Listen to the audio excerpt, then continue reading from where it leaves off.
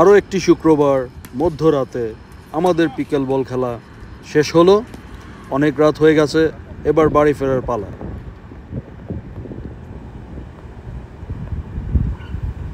একটা 45 ঘুমাই।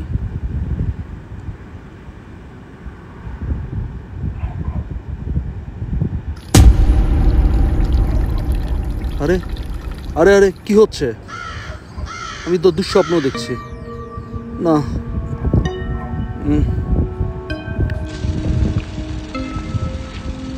না, কি দেখছি আমি?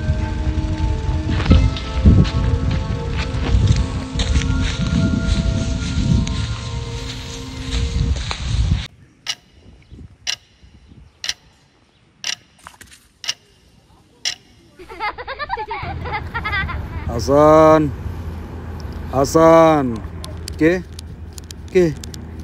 আমি সাহাল ভাই। তুমি দুঃস্বপ্ন দেখছো, ভয় পেও না। এই যে দেখো, এই জায়গায় তোমাকে আমি মজার মজার স্টেক খাওয়াবো, মজার মজার চিকেন খাওয়াবো, বার্গার খাওয়াবো। তারপর এইখানে চুপচাপ বসে আমরা আনন্দ করব। বাহ, স্বপ্ন সত্যি হয়ে যাচ্ছে। খুশিতে আমাদের মনে আনন্দের বেলুন ফুটে উঠল। আকাশের মেঘ দেখতে দেখতে আমরা ছুটে চললাম স্বপ্ন বাস্তবায়নের দিকে। আসসালামু আলাইকুম। আর কোন না, একটু অঙ্ক কি হয়ে গেল? স্বপ্ন ছিল তো অন্য।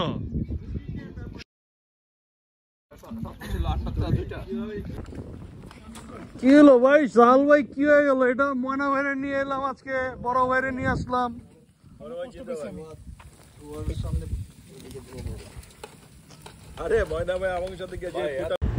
আর আমাদের সাহাল ভাই, উনি যেমন খেতে পছন্দ করেন এবং খাওয়াতে পছন্দ করেন।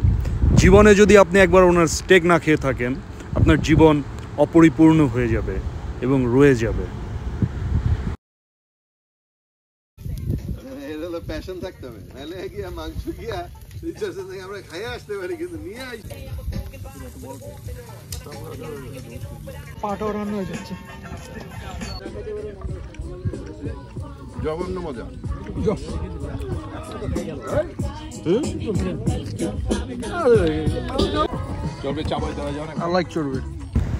আসলে দেশের সাথে প্রবাস জীবনের একটা বিশাল পার্থক্য হচ্ছে, এখানে সন্ধ্যার সময় বন্ধুদের সাথে আড্ডা হয় না, কারণ সবাই ব্যস্ত এবং প্রত্যেকের বাসা আলাদা আলাদা জায়গায় হওয়াতে ওই আড্ডাটা হয়ে ওঠে না। এখানে আড্ডা হচ্ছে মাঝে মাঝে সময় করে একসাথে সবাই একটু সময় কাটানো। এটা স্টেক হোক অথবা বারবিকিউ অথবা পিকল বল।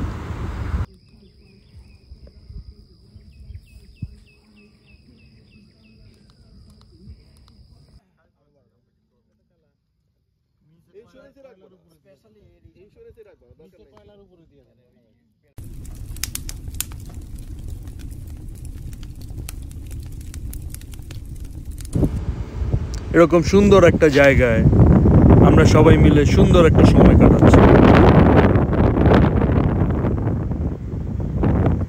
আরে কি হলো?